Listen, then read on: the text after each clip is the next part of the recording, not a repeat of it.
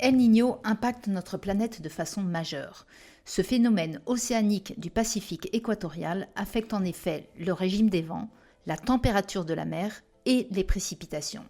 Ainsi, un épisode El Niño provoque-t-il par exemple des conditions sèches en Australie et en Indonésie, des tempêtes tropicales et des ouragans sur la Polynésie française ou encore des inondations et glissements de terrain sur les côtes du Pérou. Dans un contexte de réchauffement climatique, doit-on redouter pire encore ? Nous sommes allés chercher nos réponses à l'Institut de l'Océan au sein de la Sorbonne auprès d'un scientifique référent sur le sujet. Je suis océanographe et climatologue, c'est-à-dire je travaille sur le rôle de l'océan dans le climat et en particulier dans les variations du climat. Et un des phénomènes principaux qui font varier le climat à l'échelle interannuelle, c'est-à-dire d'une année sur l'autre, c'est le phénomène El Niño qui a lieu dans le Pacifique tropical. Essayons d'abord de comprendre le phénomène El Niño. Alors déjà il faut faire un voyage dans l'espace, aller dans le Pacifique tropical, là où a eu lieu El Niño.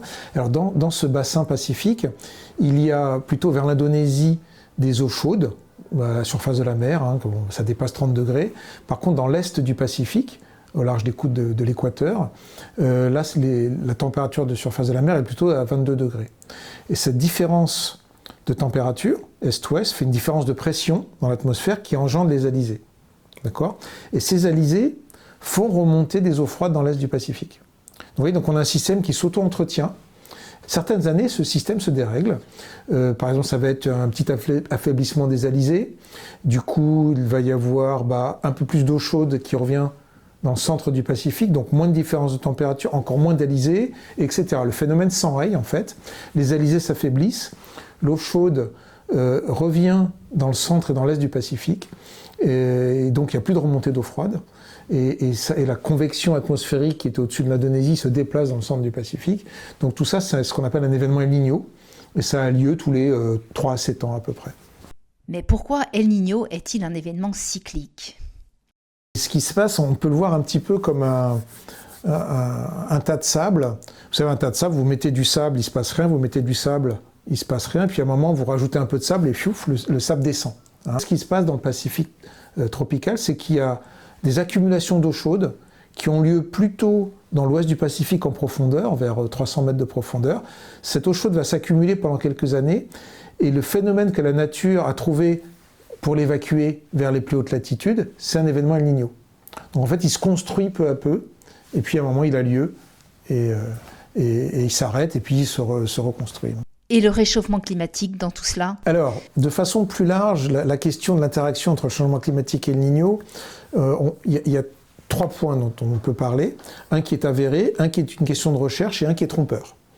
Alors, le premier, la chose avérée, c'est quand il y a El Niño, les impacts météorologiques, puisque l'atmosphère est plus chaude, elle contient plus d'humidité, donc quand il pleut plus.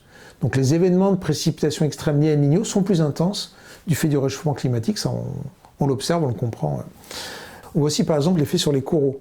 Quand il y a un événement El Niño où la température va monter de quelques degrés, on a un phénomène de blanchiment des coraux, c'est-à-dire que la partie vivante des coraux quitte le squelette de calcaire, mais quand El Niño se termine, que la température redescend, ils reviennent le coloniser.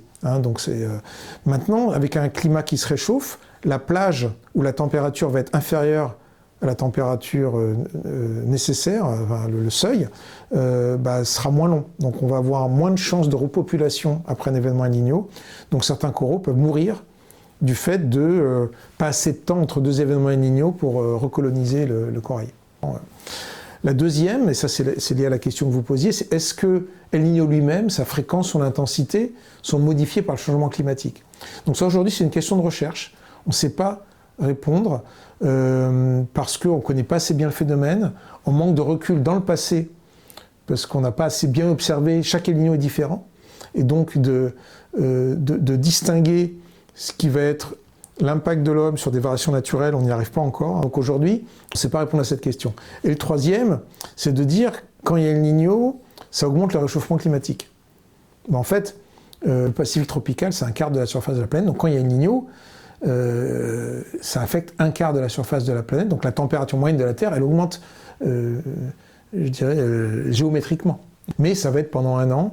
Donc typiquement, un événement El Niño où l'anomalie de température va atteindre dans des régions du Pacifique tropical 3-4 degrés, un événement fort, ça rajoute 0,2-0,3 degrés à la température globale. Donc on peut avoir l'impression que le réchauffement climatique s'accélère, mais c'est juste temporaire, puisque l'année d'après, il y aura peut-être un La Niña, qui est l'inverse d'El Niño, qui est un refroidissement, et là, ça va baisser 0,1-0,2 degrés. C'est pour ça qu'on dit qu'il faut regarder sur une moyenne de 10 ans, pour parler de réchauffement climatique, on va pouvoir, donc les El Niño et les La Niña vont se compenser pour pas avoir un impact sur la tendance du réchauffement climatique. Donc, en résumé, l'augmentation éventuelle de la fréquence et de l'intensité d'El Niño reste une question de recherche. Globalement, El Niño ne participe pas au réchauffement climatique. En revanche, c'est avéré, le réchauffement climatique aggrave les impacts d'El Niño, notamment sur la puissance des précipitations et sur les écosystèmes marins. Une raison de plus, s'il en fallait, de s'atteler au défi de la transition écologique.